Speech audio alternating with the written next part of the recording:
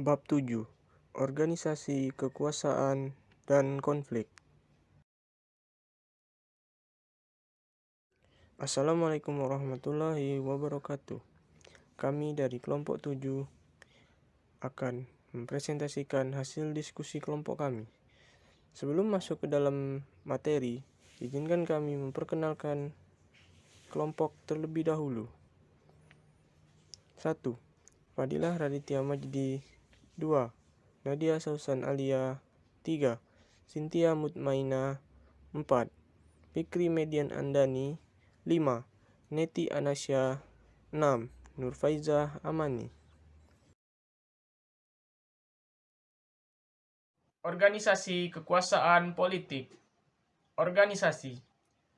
Pengaruh politik dalam organisasi adalah cukup besar. Walaupun demikian, pengaruh politik tersebut merupakan sesuatu yang sulit untuk diukur.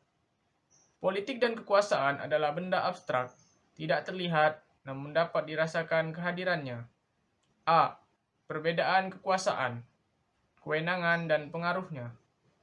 Kewenangan adalah hak untuk manipulasi orang lain, sedangkan kekuasaan tidak memerlukan legitimasi. Suatu kewenangan akan diakui dilegitimasi jika kewenangan tersebut digunakan untuk mengejar atau mewujudkan sasaran kolektif, artinya berhubungan dengan konsensus kelompok. Sedangkan kekuasaan adalah hanya semata-mata mengejar sasaran kelompok.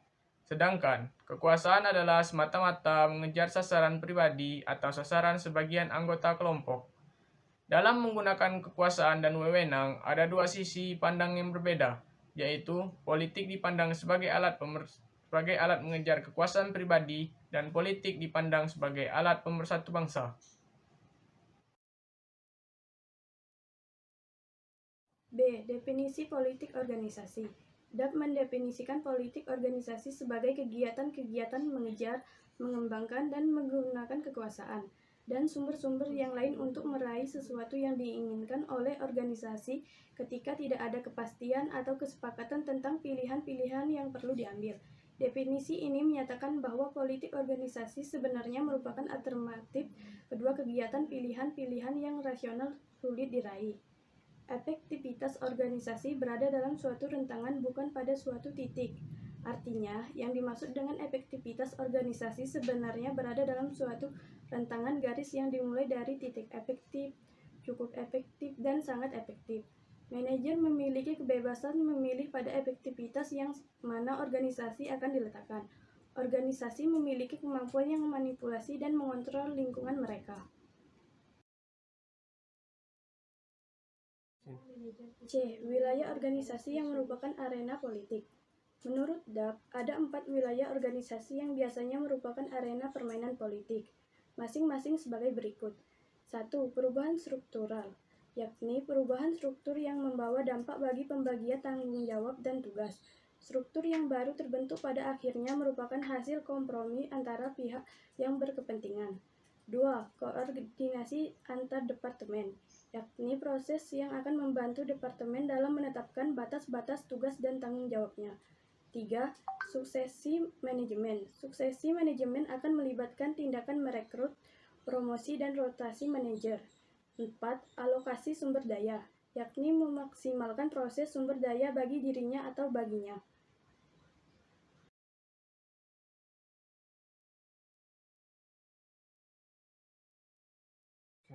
Sumber kekuasaan dalam organisasi. A. Sumber kekuasaan. 1. Reward power. Seseorang memiliki kekuasaan karena ia mampu memberikan imbalan kepada orang lain.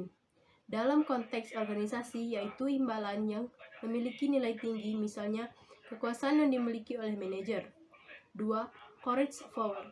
Courage power ini memiliki kemampuan untuk memaksa, menekan, melegitimasi, dan menghukum orang. 3. Legislative power. Kekuasaan ini ada karena adanya pengakuan atas hak orang lain untuk berkuasa. 4. Revenue power.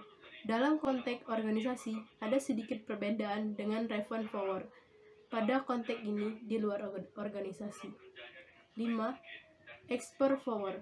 Dalam organisasi, kekuasaan keahlian ini hanya akan memberikan pada spesialis-spesialis, tetapi hanya sebatas wilayah fungsional.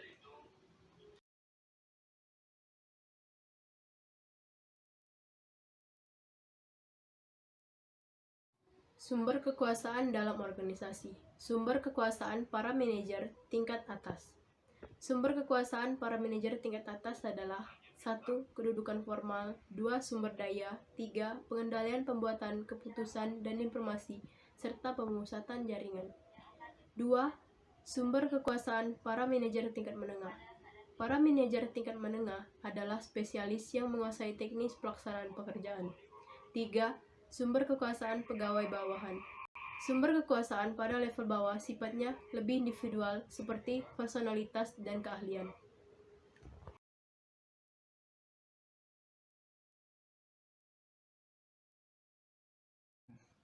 C. Mengendalikan kekuasaan. Persoalan dalam pengendalian kekuasaan sebenarnya adalah berkaitan dengan struktur.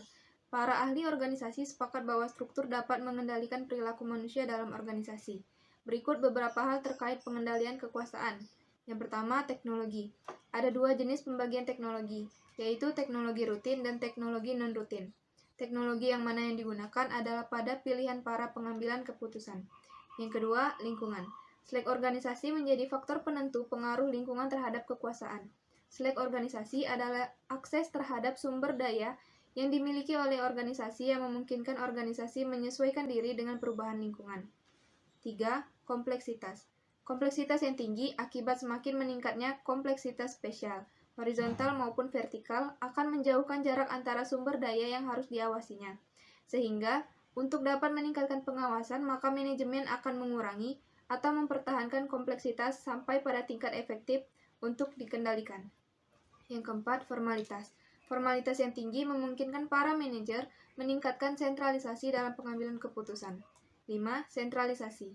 Jika sentralisasi memperoleh tantangan, maka manajer akan dapat mengembangkan apa yang dinamakan pseudo-desentralisasi, yaitu desentralisasi semu. Yang terakhir, struktur organisasi.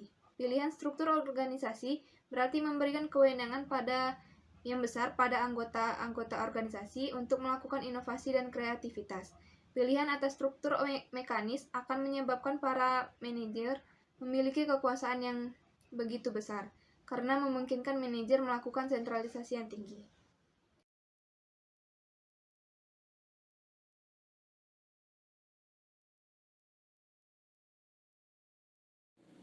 Konflik dalam organisasi. Robbins mendefinisikan konflik sebagai perilaku anggota organisasi yang dicurahkan untuk beroposisi terhadap anggota lain.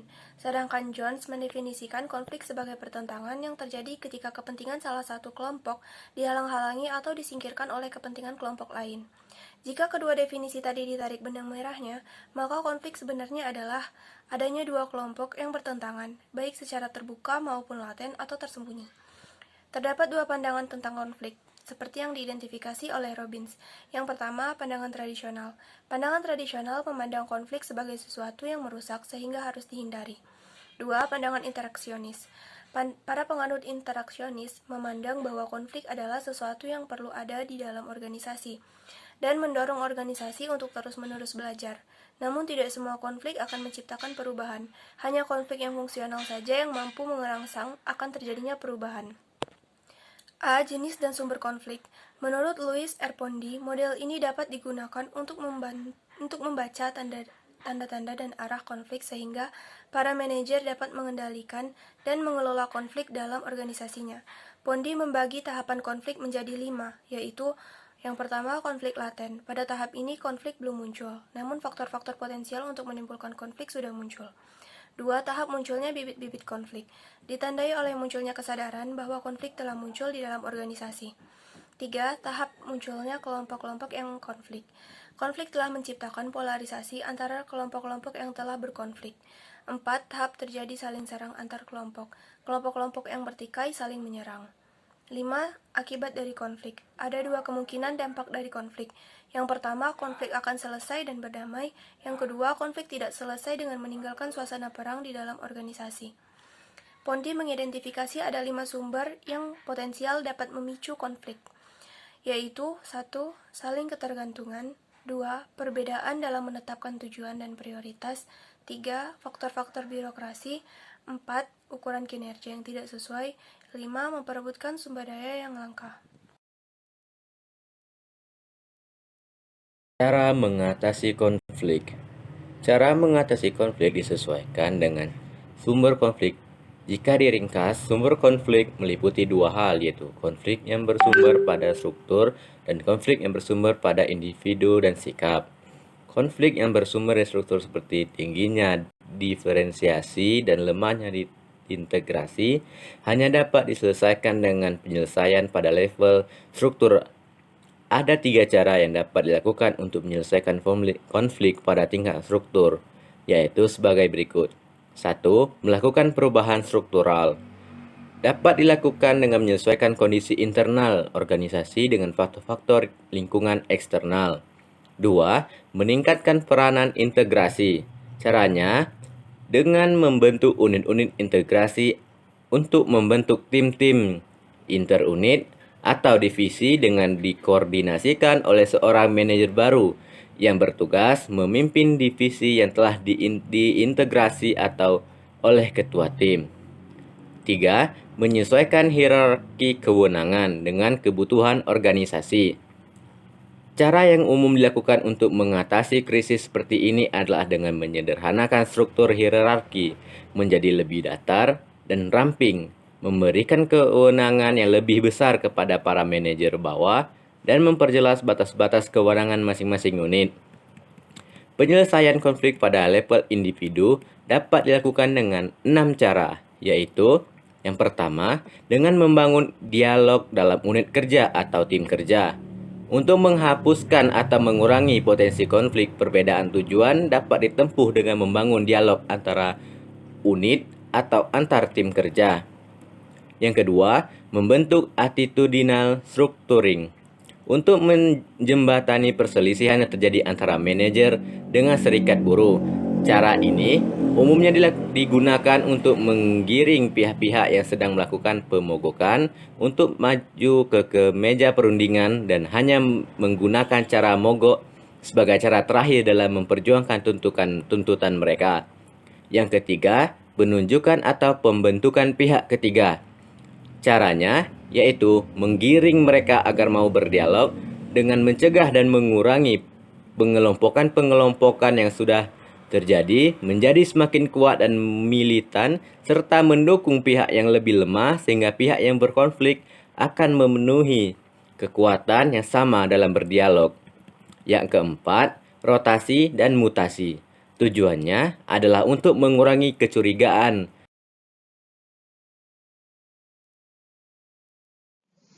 Mungkin sekian saja hasil presentasi dari kelompok kami. Apabila ada salah kata, kami mohon maaf. Wassalamualaikum warahmatullahi wabarakatuh.